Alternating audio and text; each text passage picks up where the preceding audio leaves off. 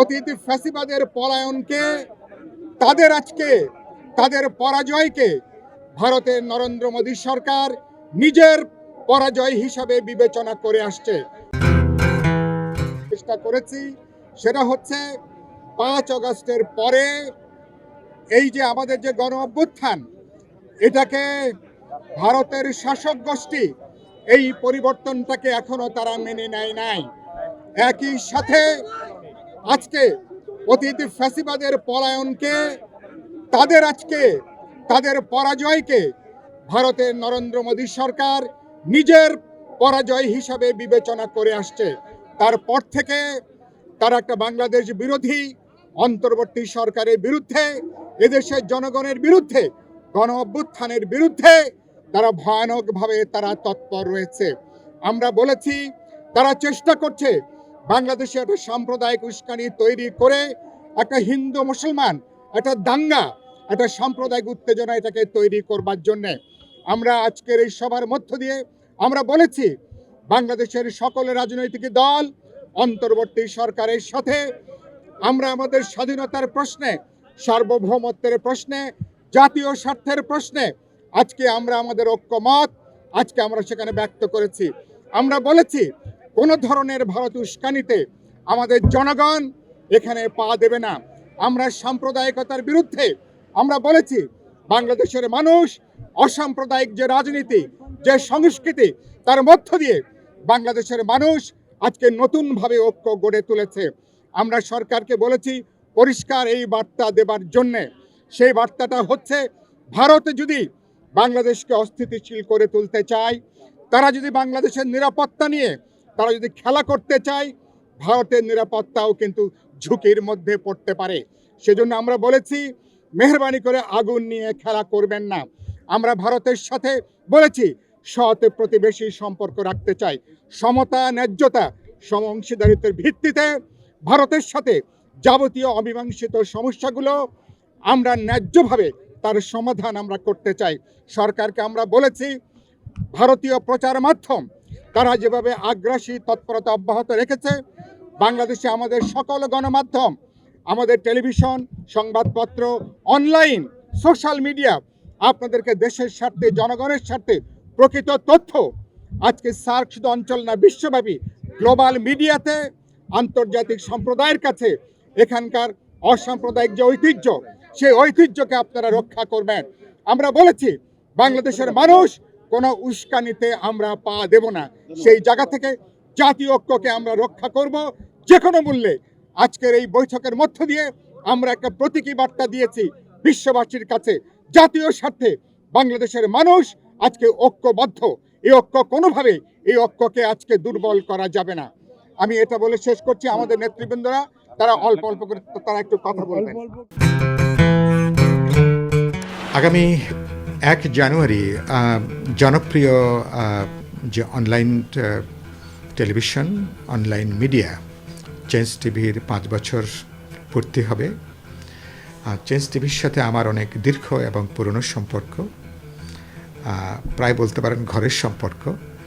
আমি এই 5 বছর পূর্তি উপলক্ষে আমি চেঞ্জ টিভিকে আমার ব্যক্তিগত পক্ষ থেকে, বিপ্লবী ওয়ার্কার্স পার্টির পক্ষ থেকে আমি আন্তরিক শুভেচ্ছা এবং আমি অভিনন্দন জানাই।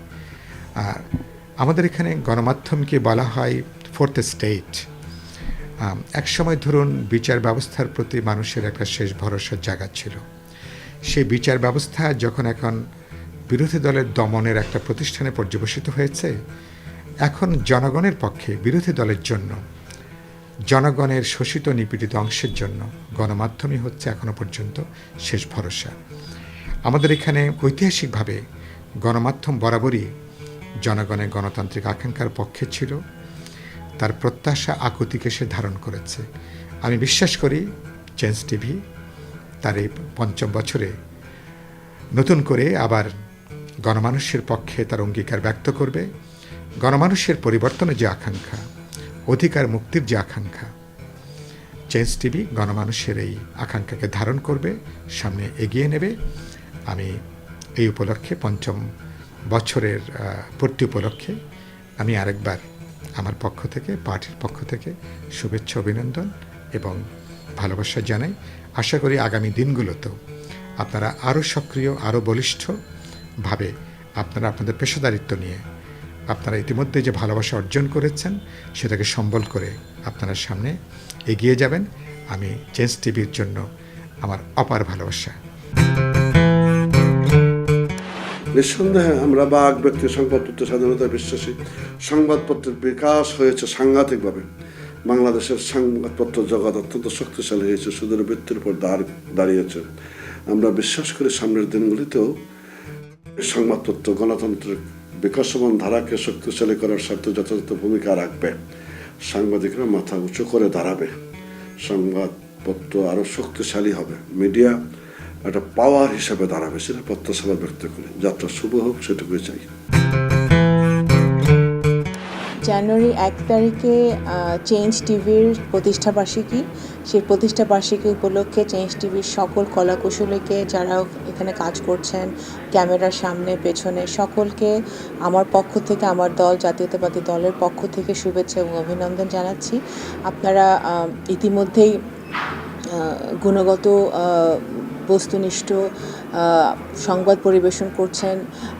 সারা দেশ থেকে সত্যটি তুলে এনে আমাদের সোশ্যাল মিডিয়ার মাধ্যমে, প্ল্যাটফর্মের মাধ্যমে মানুষের সামনে তুলে ধরছেন। সেজন্য আপনাদেরকে ধন্যবাদ জানাই। আশা করি মুক্তিযুদ্ধের চেতনাকে ধারণ করে আপনারা স্বাধীনতাকামী মানুষের কথা বলে যাবেন, গণতান্ত্রিকামী মানুষের পক্ষে থেকে কাজ করে যাবেন। চেঞ্জ টিভির প্রতিষ্ঠা বার্ষিকী উপলক্ষে আমি চেঞ্জ টিভির সকলকে সালাম জানাই, অভিবাদন জানাই, অভিনন্দন জানাই, সবাই জাতির পক্ষ থেকে জানাই, যাতে করে তোমরা আরও এগিয়ে যেতে পারো, বাংলাদেশের সাফল্যের জন্য, বাংলাদেশের মঙ্গলের জন্য তোমরা নিজেদেরকে উৎসর্গ করতে পারো এবং বাংলাদেশকে ভালোবেসে বাংলাদেশকে একেবারে সোনার বাংলা করে গড়ে তুলতে পারো। এই দোয়া আমি করি, এই শুভেচ্ছা আমি জানাই। 1 জানুয়ারি অনলাইনের জনপ্রিয় চ্যানেল চেঞ্জ টিভি তাদের প্রতিষ্ঠাবার্ষিকী। আমি তাদের প্রতিষ্ঠাবার্ষিকীতে এই চেঞ্জ টিভির সাথে যারা জড়িত সাংবাদিক, বিজ্ঞাপনদাতা, মালিকপক্ষ সকলকে শুভেচ্ছা জানাই। এবং চেঞ্জ টিভি অনলাইনে যে আসলে মানুষের কথাবার্তা, মত প্রকাশের ক্ষেত্রে একটা ভিন্ন মাত্রা নিয়ে এসেছে। এবং এই চেঞ্জ টিভি আমি মনে করি যে ইউটিউবে, ফেসবুকে, বিশেষ করে সোশ্যাল মিডিয়াতে মূল ধারার চ্যানেলের পাশাপাশি একটা বৈপ্লবিক পরিবর্তন ঘটাতে ভূমিকা রাখছে। চেঞ্জ টিভির পাশাপাশি অন্যান্য যারা কাজ করছেন তাদেরকেও বলবো আপনারা বস্তুনিষ্ঠ এবং সত্য তথ্য প্রকাশের মাধ্যমে আপনাদের অবস্থান মানুষের কাছে তুলে ধরবেন। আপনারা যদি সঠিক লাইনে থাকেন আপনারা মানুষের কাছে জনপ্রিয় হবেন, মানুষের কাছে আস্থাশীল হবেন। এটা সত্য যে এখন মূলধারার গণমাধ্যমের নানা ধরনের নিয়ন্ত্রণের কারণে সব তথ্য তারা প্রকাশ করতে পারতেছে না। সেক্ষেত্রে অনলাইন কিন্তু একটা তথ্য প্রকাশের ক্ষেত্রে গুরুত্বপূর্ণ মাধ্যম এবং এখন বিজ্ঞাপনের ক্ষেত্রেও অনলাইন একটা বড় জায়গা হয়ে দাঁড়িয়েছে। কাজে অনলাইনে যারা ভালো ভূমিকা নেবেন তাদের ভবিষ্যৎ ভালো এবং আশা করি চেঞ্জ টিভি সেক্ষেত্রে সবার অগ্রভাগে থাকবে। চেঞ্জ টিভি আসলে আমি নিজেও এটা দেখি এবং চেঞ্জ টিভি তার সক্রিয়তা বজায় রেখে কাজ করছে।